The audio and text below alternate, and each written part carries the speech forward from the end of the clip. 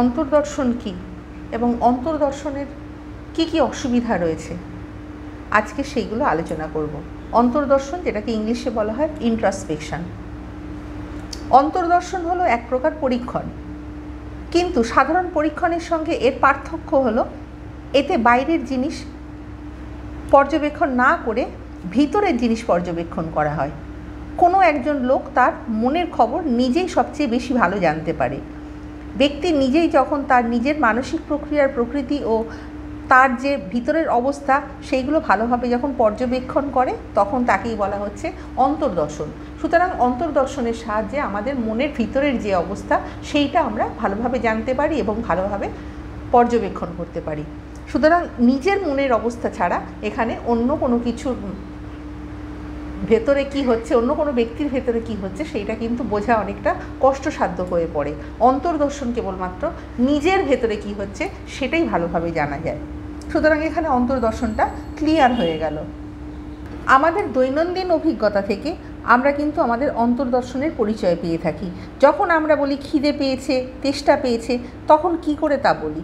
নিশ্চয়ই নিজের মনের দিকে তাকিয়ে আমরা অন্তর্দর্শন করে তবেই তার সাহায্যে আমরা বলতে পারি যে নিজের ভেতরে কি ঘটছে। যখন রাগ হয়, দুঃখ হয়, ভয় হয়, আনন্দ হয়, এই সকল যখন অনুভূতি হয়, আমরা কিন্তু নিজেই তখন সেগুলো বলতে পারি বা বুঝতে পারি। কিংবা কোনো রকম সমস্যার সমাধান করতে হলে মনে কী জাতীয় চিন্তার উদ্রেক হয় তার খবর পাওয়া যেতে পারে একমাত্র অন্তর্দর্শনের সাহায্যে। সুতরাং আমরা যখন কোনো কিছু প্রবলেম ফেস করব, আমাদের মনের মধ্যে যখন কোনো রকম প্রবলেম হবে এবং সেটা কিভাবে সলভ করব, একমাত্র আমরা অন্তর্দর্শনের সাহায্যেই জানতে পেরে যাচ্ছি। এখানে অন্তর্দর্শন কেবলমাত্র যে মনের অবস্থাটা সাধারণভাবে বর্ণনা করছে তা কিন্তু নয়।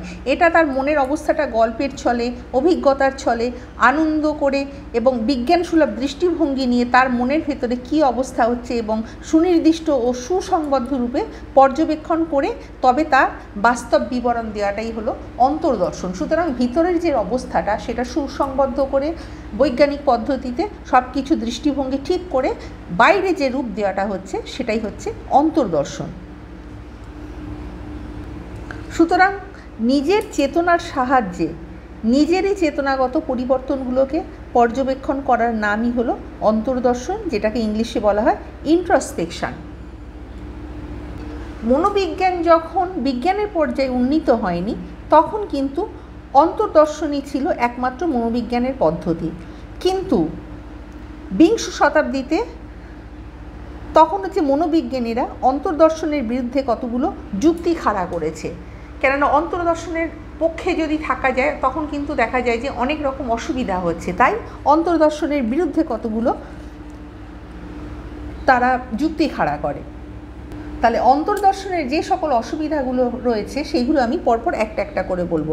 নাম্বার 1, এই পদ্ধতিটার উপর ব্যক্তির নিজস্ব প্রভাব অত্যন্ত বেশি। ব্যক্তি যা বলে মেনে নিতে হয়, ফলে ব্যক্তি সত্য বলল না মিথ্যে বলল তা কিন্তু জানার উপায় থাকে না। নাম্বার 2, অশিক্ষিত ব্যক্তি বা শিশুদের পক্ষে অন্তর্দর্শন করা সম্ভব নয়, ফলে পদ্ধতিটি সর্বজনীন নয়।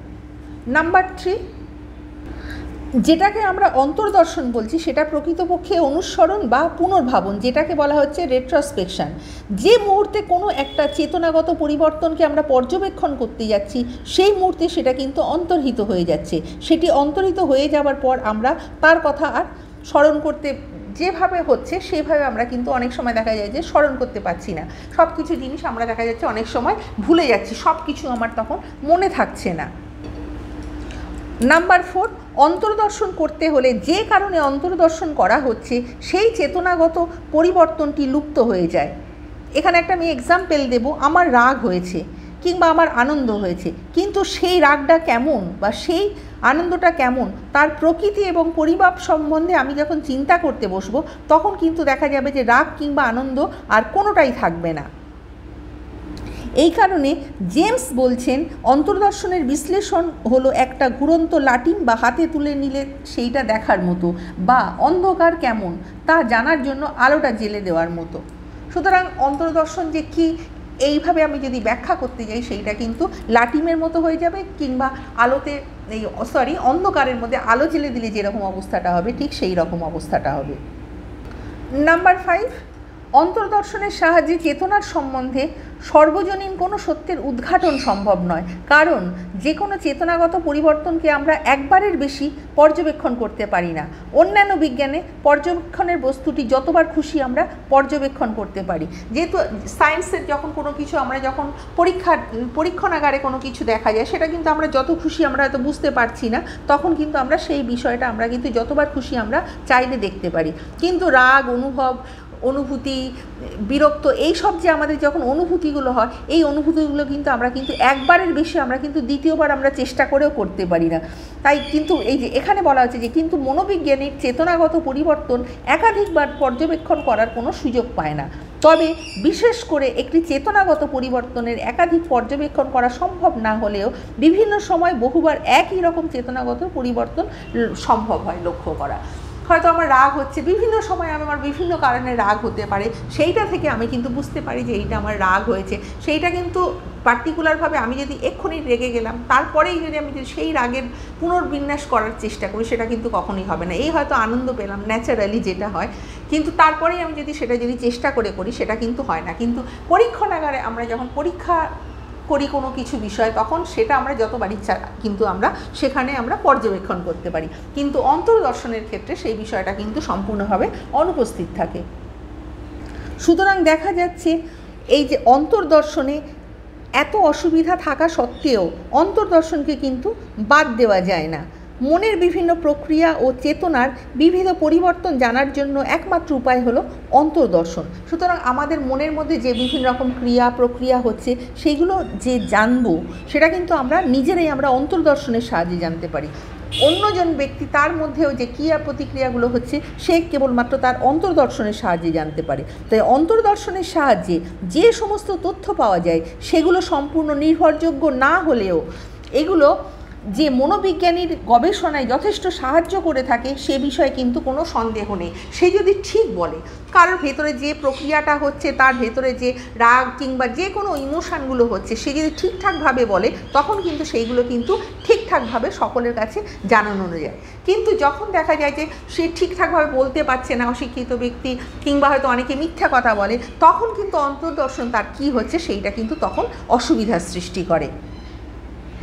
যত্ন এবং সতর্কতার সঙ্গে যদি অন্তর্দর্শন করা যায়, তবে চেতনার সম্বন্ধে নানা প্রকার সর্বজনীন তথ্য উদ্ঘাটন করা সহজ হয়ে থাকে। তাছাড়া উপরে যে সমস্ত আমি অসুবিধার কথাগুলো বললাম, সেগুলো চেষ্টা করলে অনেকাংশে কম করা সম্ভব।